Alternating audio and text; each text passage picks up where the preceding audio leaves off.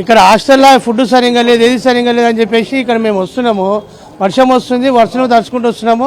పిల్లల్ని మాట్లాడిస్తామంటే వాళ్ళ స్కూల్లో సార్ వాళ్ళు ఎవరో వాళ్ళు కూడా పంపించట్లేదు. నిన్న నుంచి మేము 4 సంవత్సరాల పిల్లలు వేసినాం, 4 సంవత్సరాల నుంచి మంచిగానే ఉన్నారు పిల్లలు.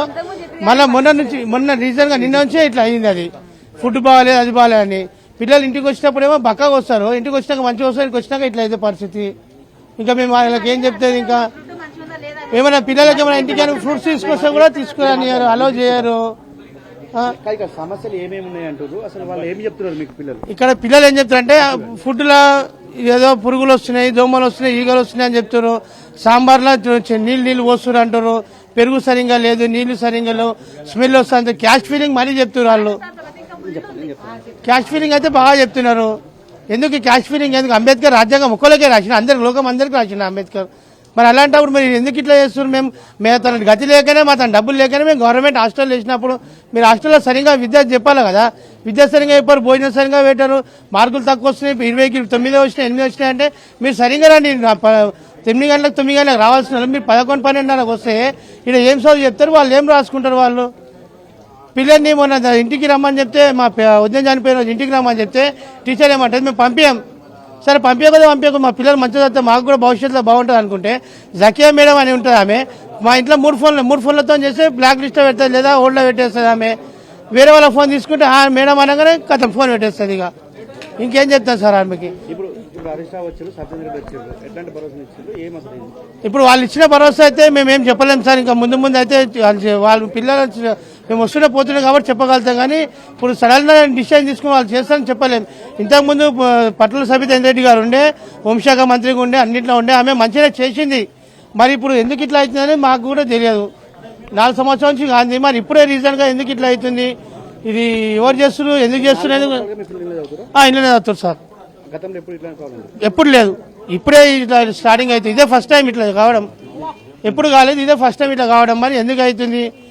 ఈ ప్రభుత్వం మారినందుక, లేకపోతే వీళ్ళకి ఎవరైనా చెప్తురా, వీళ్ళు చపాతీ చేయించుకుంటారంట, ఎగ్ కర్రీ చేయించుకుంటారు, టమాటా కర్రీ చేయించుకుంటారు, వీళ్ళు తింటారు. మరి అదే భోజనం పిల్లలకు కూడా పెట్టాలి కదా, వాళ్ళు పెట్టారు.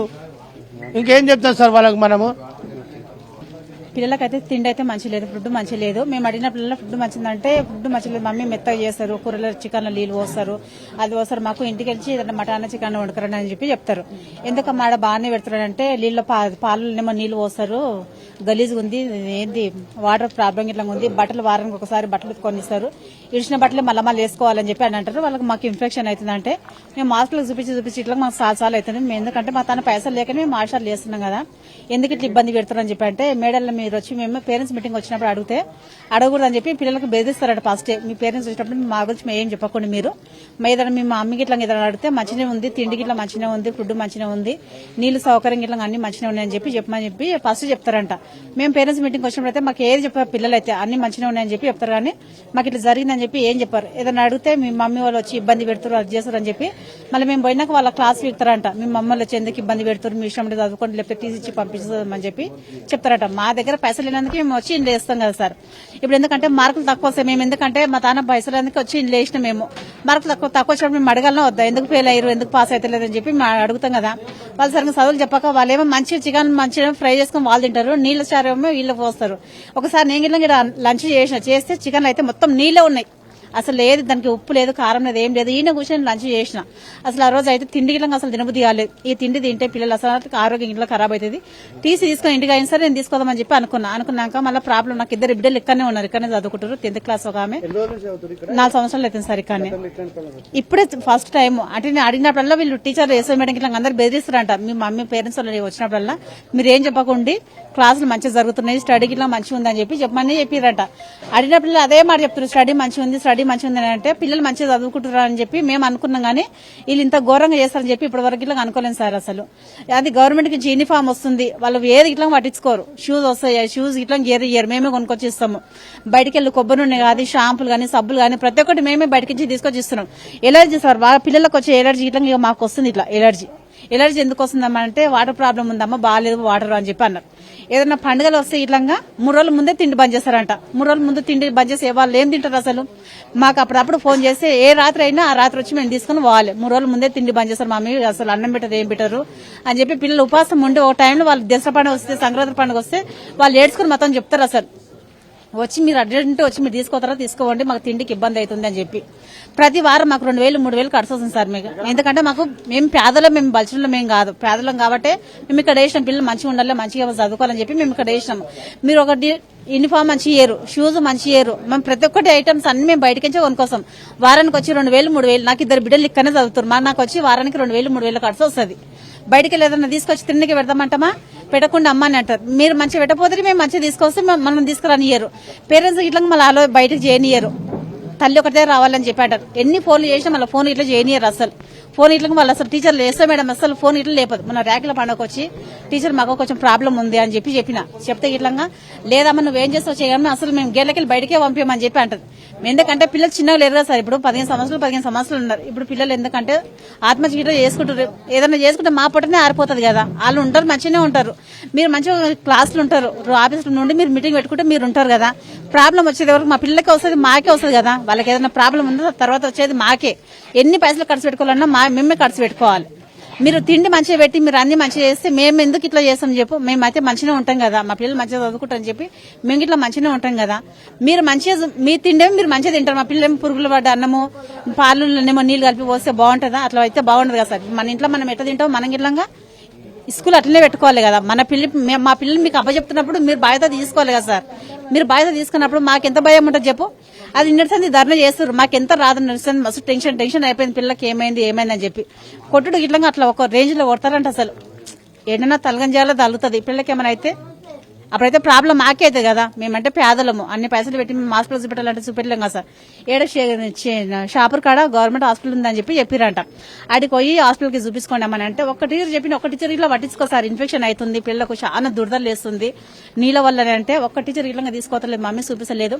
అర్జెంట్గా వచ్చి మనం హాస్పిటల్ తీసుకోవాలంటే పాలమక్కల కాడ చూపించిన కాక నేను సిటీలో ఇట్లా హాస్పిటల్ మస్తు హాస్పిటల్ చూపించిన, షాద్నగర్ సిటీలో హాస్పిటల్ చూపించిన. అవేంది రిపోర్ట్లు ఇట్లా అవన్నీ తీసుకొచ్చి చూపెట్టమంటారు. రిపోర్ట్లు తీసుకొచ్చి చూపిస్తే ఇట్లా బ్లడ్ లేదు అది అని చెప్పి అన్నారు. బ్లడ్ కాదు మేడం, మీరు తిండికి ఇట్లా మంచిగా పెట్టుండి అని చెప్పి అన్నాక మీకు అంటే అందరికి లేని సమస్య మీకే వచ్చిందా అమ్మ అని చెప్పి అంటారు. అంటే ఒక్కరు అడిగితే మా పేరు బదలమైతే అని చెప్పి మేము అట్లా అడగకుండా ఇట్లా కొన్నిసార్లు ఆడికెళ్ళి గేట్ కాడికెళ్ళి వచ్చినాం, సైలెంట్ గా పోయినాం. ఈ టీచర్ ఇట్లా అసలు సార్ ఇప్పుడు ఏముందంటే ఇప్పుడు జరిగింది గతం అయిపోయింది, కానీ ఇప్పటి నుంచి మంచిగా ఉండాలి, వాళ్ళ ఎడ్యుకేషన్ మంచిగా ఉండాలి, వాళ్ళ చదువులు బాగుండాలి, మాకు ఎటువంటి ప్రాబ్లం రాకూడదు, వాళ్ళకి ఎటువంటి ప్రాబ్లం రాకూడదు. ఇప్పుడు మాత్రం మంచిగా చదువుకోవాలి, ఫుడ్ గానీ నీళ్లు గానీ వాళ్ళకి మంచి సౌకర్యం అన్ని బాగుండాలని చెప్పి మేము కోరుకుంటున్నాం సార్. నా పేరు లావణ్య సార్. పాప 10th క్లాస్ చదువుతుంది. ఇప్పుడు 6th నుంచి వేసిన సార్. ఇక్కడ మొత్తం ఫుడ్ ప్రాబ్లమే సార్, మొత్తం ఎలర్జీ, మొత్తం ఫెయ్యాల, మొత్తం ఎలర్జీ. ఫుడ్ మంచిగా లేదు సార్, ఫుడ్ మంచిగా లేదు, టైంకు ఫుడ్ పెట్టడం లేదు. మళ్ళీ అదేంటంటే వాటర్ మంచిగా లేదు, ఫుడ్ మంచిగా లేదు, వాళ్ళు చదవడం మంచిగా లేదు. ఎమర్జెన్సీగా ఫోన్ చేస్తాం, ఎమర్జెన్సీగా ఫోన్ గిటంగా లేపారు సార్. మరి ఎమర్జెన్సీగా ఫోన్ మనం చదవాలనే ఉంటుంది కదా సార్ వాళ్ళను. ఎమర్జెన్సీగా ఫోన్ చేస్తే ఫోను లేపరు, ఇంటికి పంపించరు, ఏదానికి సరిగ్గా చూడరు సార్. ఎన్నోసార్లు చెప్పింది మా పాప, ఫుడ్ మంచలేదు మమ్మీ, ఫుడ్ మంచలేదు మమ్మీ అంటే సరే బేటా పోనీ అందరిలాక నువ్వు ఫోన్ పెట్టా అని అట్లా సంలయించిన. ఫుడ్ మాత్రం అస్సలు మంచలేదు సార్, అసలు మొత్తం ఎలర్జీ సార్, మొత్తం వాళ్ళంతా ఎలర్జీ తెలుసా. అప్పటి నుంచి ఇప్పటిదాకా ఏం కాలేదు, ఈ సంవత్సరమే మస్తు ఎలర్జీ అవుతుంది ఆమెకైతే. కానీ చాలా ప్రాబ్లం ఉంది సార్, కానీ మంచిగా చదువుకోవాలి సార్. ఇప్పుడు అది 6th నుంచి వేసిన సార్, నేను ఆమెను 6th నుంచి వేసిన. ఈ 6th నుంచి ఇప్పటిదాకా ఏం కాలే, ఈ సంవత్సరమే ఇట్లా అవుతుంది. కానీ ఏం మంచిగా అనిపిస్తలేదు సార్ నాకైతే. నాకు ఒక పాప ఉంది, ఆయిల్కు అదేంటంటే పైపుకు ఆయిల్ పెట్టి కొడతారా సార్? మీరేమో మంచి ఫుడ్ తింటారు, వీళ్ళకేమో పురుగులన్నం పెడితే తినగలుగుతారా సార్? మనం తింటా కొంచెం వెంట్రుకనో ఏదో పురుగో కనిపిస్తే తింటామా సార్? పడేస్తాం. వాళ్ళెట్లా తింటారు సార్ మరి? అడిగితే మేము వాళ్ళకు మంచిగానే పెడుతున్నామమ్మా, ఎందుకు పెడతలేవు? పిల్లలు అడిగితే ఏమంటారట? పిల్లలు అడిగితే మేము మంచిగా మీ పేరెంట్స్ కు మంచిగా పెడుతున్నామని చెప్పాలి. మీరు మీ పేరెంట్స్ కు మేము మంచిగా పెడుతున్నామని చెప్పాలి. మేము మంచిగా పెడుతున్నామని చెప్పాలి అసలు మీరు మీ పేరెంట్స్ కు అని చెప్పిస్తారంట సార్ వీళ్ళు. ఇట్లా చెప్తారంట సార్. మరి ఇప్పుడు మీ డిమాండ్ అయింది, ఇప్పుడు వాళ్ళు వచ్చిపోయారు కదా, ఎట్లా అంటారు? ఇప్పుడు అంటే వాళ్ళ డిమాండ్ అంటే ఇప్పటి నుంచి చాలా మంచిగా ఉండాలి సార్. వాళ్ళు మంచిగా ఉండాలా, మేము మంచిగా ఉండాలి. మంచిగా చదువుకుంటేనే మంచిగా ఉంటుంది కదా సార్. వాళ్ళు మంచిగా ఉండాలి, మేము మంచిగా ఉండాలి. మీకు ఎప్పుడు కూడా ఇట్లాంటి ప్రాబ్లం రాలేదు? రాలేదు సార్, ఇప్పుడే వచ్చింది సార్. నేను 6th నుంచి వేసిన, ఇప్పుడే వచ్చింది సార్. ఇప్పుడు 10th క్లాస్.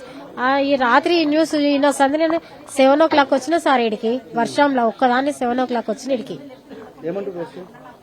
ఎవ్వరు మాట్లాడలేదు సార్, ఎవ్వరు మాట్లాడలేదు. గేట్ నుంచి ఇవతలకి రానియలేరు.